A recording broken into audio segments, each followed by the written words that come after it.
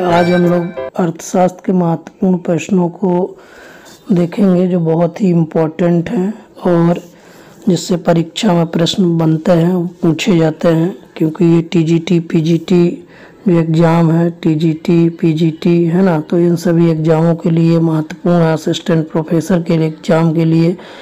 और इसके साथ साथ जो पीसीएस का एग्ज़ाम है उसमें भी यहाँ से प्रश्न बन जाता है, तो पूछ लिया जाता है। तो इन्हीं प्रश्नों पर हम लोग चर्चा करेंगे और देखेंगे।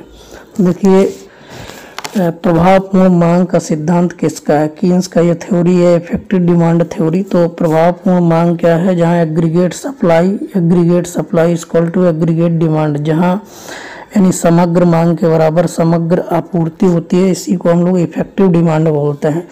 एक्सीलरेटर का सैद्धांतिक विचारधारा किसका है? जेएम क्लार्क का है। ठीक है, एक्सीलरेटर क्या होता है? त्वरक। ठीक है, तो त्वरक का जो विचारधारा है वो किसका है? जेएम क्लार्क का। ये कई बार टीजीटी पीजीटी में ये प्रश्न पूछे गए हैं, आप देखेंगे प्रश्न पत्र को उठाकर तो आपको मिलेगा। फिर डिमॉन्स्ट्रेशन इफेक्ट किसका है? डिमॉन्स्ट्रेशन इफेक्ट जो है वो डिवीजन वरी का दिया हुआ है।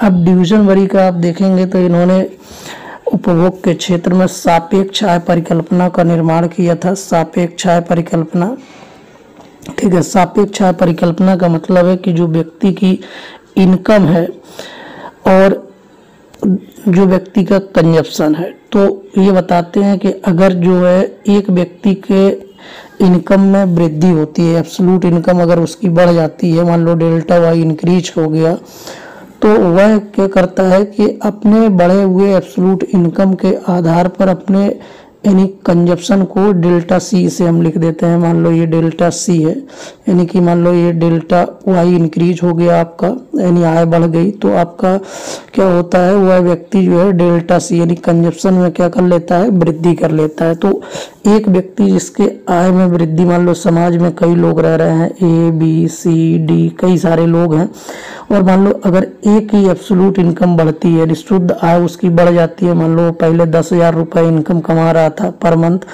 ठीक है, मान लो ये 10,000 इनकम पर मंथ कमा रहा है, ठीक है। अब अगर उसकी इनकम बढ़ के 20,000 हो जाएगी तो एब्सोल्युटली आप जानेंगे कि अगर उसकी इनकम बढ़ी है तो वह अपने उपभोग में वृद्धि करेगा, ठीक है। लेकिन इसकी इनकम बढ़ी है, अन्य लोगों के जो इसके इर्द गिर्द रहने वाले लोग हैं, इनकी इनकम में कोई परिवर्तन नहीं हुआ, तो यह लोग भी ये व्यक्ति को देख करके क्या करते हैं? अपने उपभोग में वृद्धि कर देते हैं। इसी को कहा जाता है यानी कि सापेक्ष आय। ठीक है, इस सापेक्ष आय प्रभाव, सापेक्ष आय प्रभाव का मतलब है कि इसने क्या किया है? अपने आय बढ़ने पे उपभोग में वृद्धि किया है, तो इन इर्द गिर्द रहने वाले लोगों के आय में परिवर्तन ना होते हुए भी ये लोग अपने उपभोग को बढ़ा देते हैं, और इसी को कहा जाता है डिमॉन्स्ट्रेशन इफेक्ट। डेमो का मतलब प्रदर्शन करना, तो इसे हम लोग क्या कह रहे हैं? प्रदर्शन प्रभाव कह रहे हैं। ये प्रदर्शन प्रभाव विश्व में व्यापक स्तर पर काम कर रहा है, और आप देखते हैं कि एक व्यक्ति ने अगर शादी में 2 लाख खर्चा किया है और सामने वाला पड़ोसी अगर है उसको देख रहा है तो वह उससे ज़्यादा खर्चा करने का प्रयास करता है, जबकि वास्तविक जीवन में व्यक्ति को अपने इनकम के अकॉर्डिंग कंजप्शन करना चाहिए। तो डिमॉन्स्ट्रेशन इफेक्ट डिवीजन वरी का है, ये व्यापक विश्व में व्यापक स्तर पर काम करता है। इससे व्यक्ति की बचत करने की क्षमता कम हो जाती है, जिससे निवेश करने की क्षमता कम हो जाती है, ठीक है। अब अगला जो है पुस्तक है, कई बार परीक्षा में पूछा जाता है, पीसीएस में भी पूछा गया है, टीजीटी पीजीटी के लिए इम्पोर्टेंट है। General theory of employment interest in money, ये किसका पुस्तक है? कीन्स का पुस्तक है। कीन्स को आप सभी लोग जानते हैं, यानी कि ये कैम्ब्रिज विश्वविद्यालय के महत्वपूर्ण अर्थशास्त्री है, और ये मार्शल जो है प्रोफेसर मार्शल के ये शिष्य हैं, ठीक है। तो आप सभी लोग जानते हैं कि इसके साथ साथ ये जब पुस्तक प्रकाशित होती है तो 1936 में पब्लिश होती है, ये भी परीक्षा में पूछा जाता है।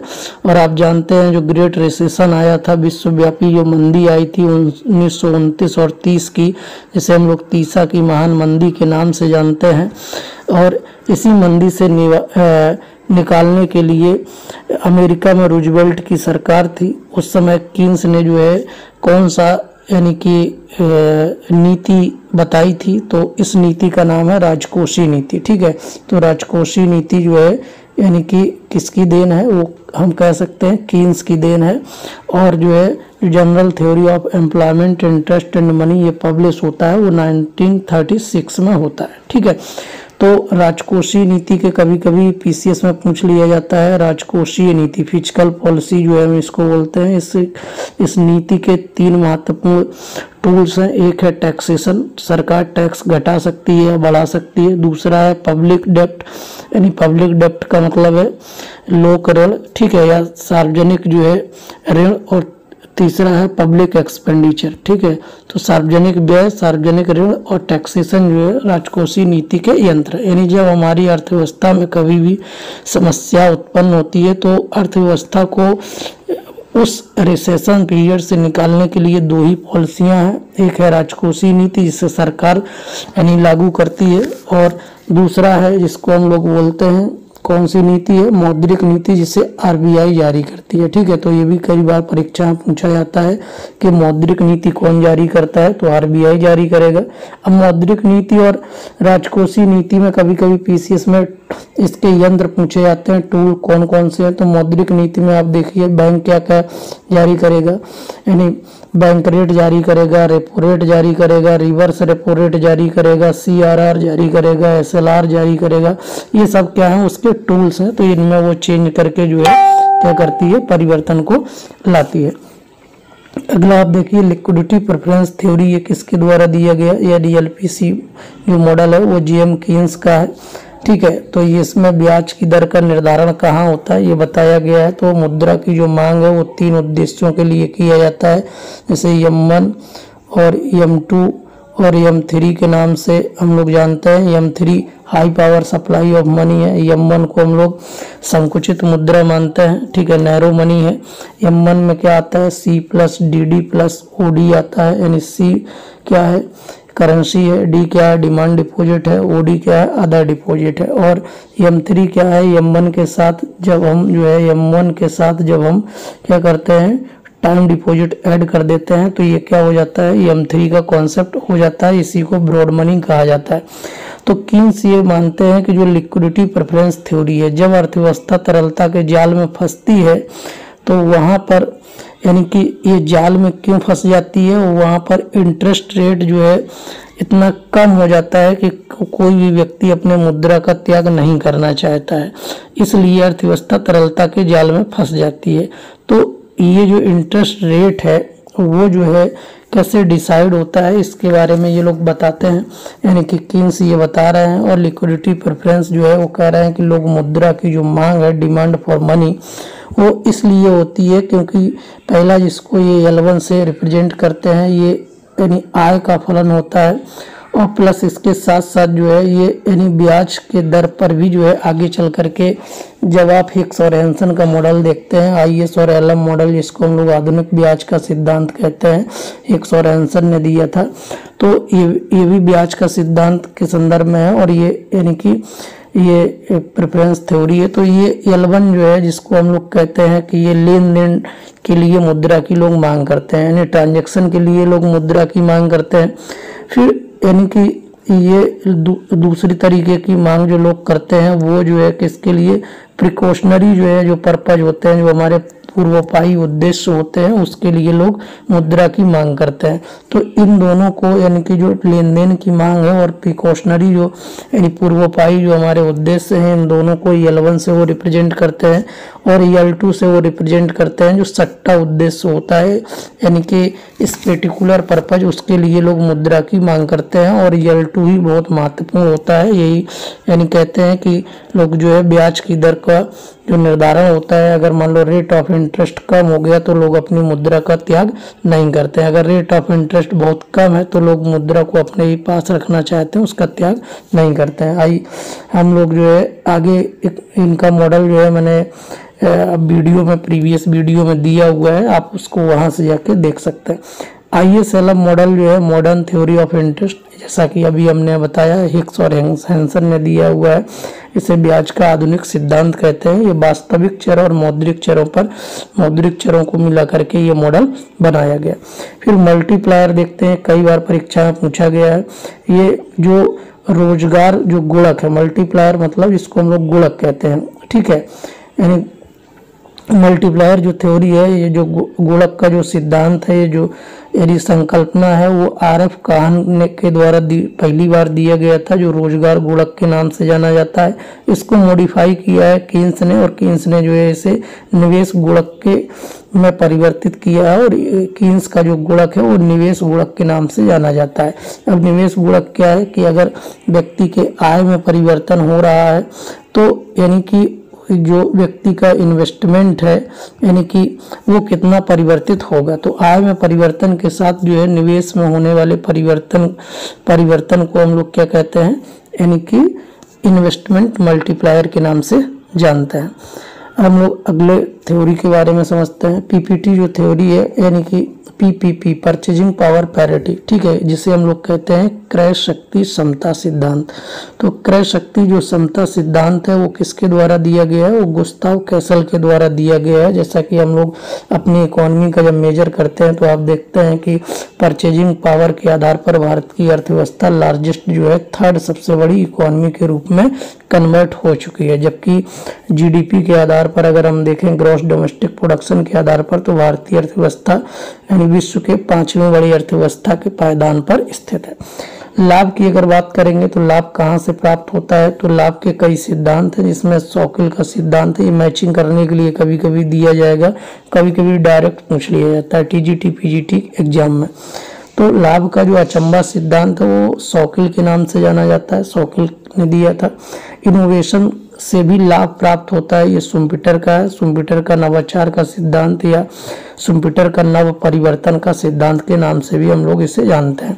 फिर निरपेक्ष लाभ का सिद्धांत ये एडम स्मिथ का है। एडम स्मिथ ने कहा कि एब्सोल्यूट जो है यानी कि जब हम ट्रेड करते हैं तो एब्सोल्यूट प्रॉफिट के आधार पर जो है जो लाभ होता है उसके आधार पर यानी कि लाभ की जो संभावनाएं होती हैं वो होती हैं, क्योंकि यानी आप देखते हैं जब कोई भी देश एक देश दूसरे देश से व्यापार करता है, मान लो ए कंट्री बी कंट्री से ट्रेड कर रही है, तो वो देखती है कि किस मान लो ए कंट्री कोई एक्स वस्तु का उत्पादन कर रही है, वाई का उत्पादन कर रही है, बी भी एक्स और वाई का उत्पादन कर रही है, ठीक है। अब मान लो ए की जो एक्स की उत्पादन की लागत है वो बी के एक्स के उत्पादन की लागत की अपेक्षा कम है, तो इसका मतलब है ए को विशिष्टता हासिल है एक्स के उत्पादन में, और इसलिए यानी ए वाई का उत्पादन बंद करके यानी केवल एक्स का उत्पादन करेगी, और मान लो बी को वाई के उत्पादन में अधिक विशिष्टता है एक्स ए के वाई के उत्पादन के अपेक्षा, तो यानी बी क्या करेगी, एक्स का उत्पादन बंद करके वाई का उत्पादन करेगी, और दोनों देश आपस में जो है तुलनात्मक जो है तुलना के आधार पर जो है कंपैरिजन के आधार पर जो है क्या करेंगे, ट्रेड करेंगे, और दोनों देश लाभ कमाएंगे। तो तुलनात्मक लाभ का जो विचार है वो रिकार्डो का है, ठीक है। तो रिकार्डो तुलनात्मक लाभ का सिद्धांत देते हैं, और एडम स्मिथ एब्सोल्यूट प्रॉफिट के आधार पर जो है यानी एडम स्मिथ का निरपेक्ष लाभ का सिद्धांत है। फिर लाभ का अनिश्चितता का सिद्धांत जो है अनसर्टेनिटी रहती है, तो ये जो है नाइट का है। नाइट ने अनिश्चितता का सिद्धांत दिया था। तो लाभ के जो इतने सारे सिद्धांत हैं ये परीक्षा में पूछे जाते हैं, बहुत इंपॉर्टेंट है TGT PGT के लिए। तो आपको मैचिंग करने के लिए दिया जाएगा या डायरेक्ट क्वेश्चन पूछा जाएगा, तो आपको ध्यान में रखना है। अचंबा सिद्धांत सॉकिल का है, नवाचार सिद्धांत या नव परिवर्तन शुम्पीटर का है, निरपेक्ष लाभ एडम स्मिथ का है, तुलनात्मक लाभ रिकार्डो का है, और अनिश्चितता का लाभ का सिद्धांत नाइट का है। अब विकास के सुनहरे नियम की बात करेंगे तो गोल्डन जो लॉ है वो सोलो का दिया हुआ है। सोलो ने जो है गोल्डन लॉ की बात किया है, और उन्होंने कहा है कि विकास के सुनहरे नियम वहाँ लागू होते हैं जहाँ पर मान लो जो आपका डेल्टा के है, यानी कि अगर मान लो आपकी पूंजी निर्माण की जो जितनी दर है उतना ही दर जो है यानी डेल्टा यानी ये इसके बराबर है, ठीक है। तो अगर मान लो जो है जितनी यानी गति से ये क्या बोलते हैं पूंजी की निर्माण की दर बढ़ रही है, अगर उसी गति से यानी जनसंख्या की दर भी बढ़ती है और बराबर होती है, तो वहाँ पर जो है गोल्डन एज पाई जाती है। फिर विकास का सामाजिक द्वैतवाद की जब बात करते हैं तो विकास का सामाजिक द्वैतवाद जो है किसके द्वारा दिया गया है, ये बुके के द्वारा दिया गया है। ये हमने आपको पिछले भी यानी वीडियो में बताया है। तो विकास का सामाजिक द्वैतवाद बुके का है, ठीक है। फिर आप देखेंगे क्या बोलते हैं उसका वित्तीय द्वैतवाद जो है मिंट का है, ठीक है। और तकनीकी द्वैतवाद हिगेंस का है, ठीक है। तो इस तरीके से आप द्वैतवाद वाला वीडियो देख लीजिएगा। Republic, the last, the statements, ये जो बुकें हैं ये प्लेटो की हैं। प्लेटो को आप सभी लोग जानते हैं, बहुत ही महत्वपूर्ण जो है प्राचीन दार्शनिक हैं, अर्थशास्त्री भी हैं, समाजशास्त्री भी हैं, ठीक है। रिपब्लिक की जो रचना की गई है वो संवाद शैली में किया गया है, ठीक है।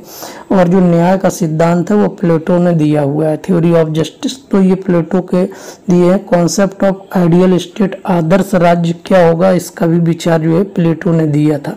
फिर बाद में वो यानी कि डायनोसियस जब उसे बुलाता है, कहता है बताइए कैसे आदर्श राज्य की स्थापना होगी, तब जो है वो अपने विचारों में परिवर्तन करता है और फिर कहता है आदर्श राज्य स्थापित नहीं हो सकता है, आदर्शवत राज्य स्थापित होगा।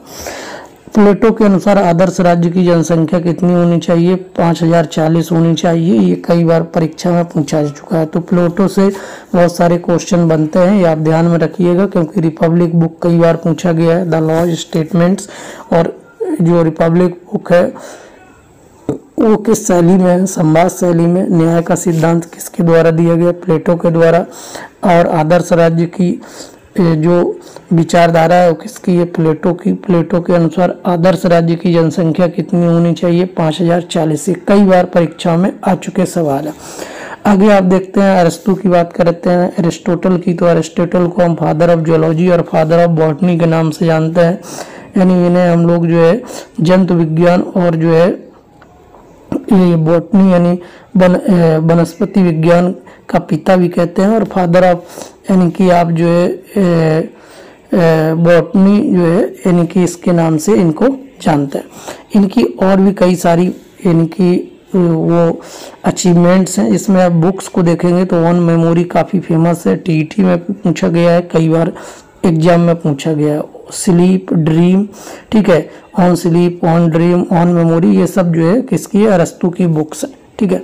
आगे आप देखिए ये कभी कभी ये पूछा जाता है man is a political animal, ये किसका स्टेटमेंट है कि man is a political animal, यानी कि जो व्यक्ति है वो एक राजनीतिक जो है यानी पशु है। तो ये स्टेटमेंट जो है किसका है, अरिस्टो का है। फादर ऑफ पॉलिटिकल साइंस के नाम से भी किसे जानते हैं हम लोग, फादर ऑफ पॉलिटिकल साइंस के नाम से भी हम लोग किसे जानते हैं, अरिस्टो को जानते हैं, ठीक है। क्योंकि अरिस्टो को जब आप देखेंगे तो ये जो इन्होंने जो यानी कि फादर ऑफ पॉलिटिकल साइंस के बारे में यानी जो सब राजनीतिक की जो बात किया है, तो उसमें जो है यानी जो बुक लिखी हुई है वो जो है यानी कि 8 जो है उसमें क्या बोलते हैं वॉल्यूम है उसके, और लगभग इनके 400 से ज़्यादा जो है अधिक जो है बुकें पब्लिश है। फिर आगे आप देखिएगा फादर ऑफ एनालिसिस इकोनॉमिस्ट जो है किसे कहा जाता है, तो ये फर्स्ट जो है एक परीक्षा में पूछा जाता है कि प्रथम कौन सा जो है विश्लेषणात्मक अर्थशास्त्री है, तो अरिस्टो को प्रथम विश्लेषणात्मक अर्थशास्त्री के नाम से जानते हैं। अब आप आगे चलेंगे प्रकृतिवाद की तरफ। तो प्रकृतिवाद की जब बात करेंगे तो प्रकृतिवाद जो है मर्केंटाइज के पहले की व्यवस्था है। इसमें सेंट थॉमस अक्विनस हैं, ठीक है, दुपो दुनेमर्स हैं, ठीक है, और क्या बोलते हैं सर थॉमस मन है, ठीक है, केने हैं। इस तरीके के कई सारे अर्थशास्त्री हैं और इनका अपना महत्वपूर्ण कंट्रीब्यूशन है। तो सेंट थॉमस अक्विनस जो है प्राचीन कालीन विचारकों के सर्वोच्च जो है यहाँ छा हो गया, सर्वोच्च जो है प्रतिनिधि है, ठीक है। तो ये सबसे अधिक जो है रिप्रेजेंटेटर का काम करते हैं। तो ये सबसे फेमस कौन है, सेंट थॉमस अक्विनस। अब सेंट थॉमस अक्विनस की जो फेमस पुस्तक है वो है सुमा थियोलॉजिकल जो है जो बुक है, ये काफ़ी फेमस है, कई बार परीक्षा में पूछा गया है। फिर जस्ट प्राइस का कॉन्सेप्ट भी किसके द्वारा दिया गया है, एक्विनस के द्वारा दिया गया है।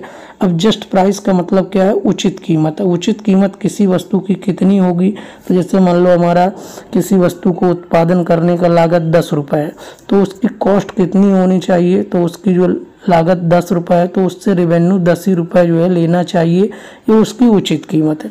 लेकिन ये कहते हैं कि अगर कोई व्यक्ति किसी वस्तु का उत्पादन कर रहा है उसमें और उसको उसमें कुछ दुख हैं, कष्ट हैं, सहने पड़ रहे हैं, तो वह यानी इस कीमत से भी ज़्यादा बढ़ा करके कीमत ले सकता है, तो वह उसके लिए उचित कीमत हो सकती है। ठीक है। सर थॉमस मन व्यापारिक जगत का महत्वपूर्ण जो है प्रतिनिधित्व करते हैं, और थॉमस मन की को फेमस जो पुस्तक है England treasure by foreign trade, ये काफ़ी महत्वपूर्ण पुस्तक है। ये आपको ध्यान में रखना है, ये आपको याद करना है क्योंकि परीक्षा में पूछा जाएगा।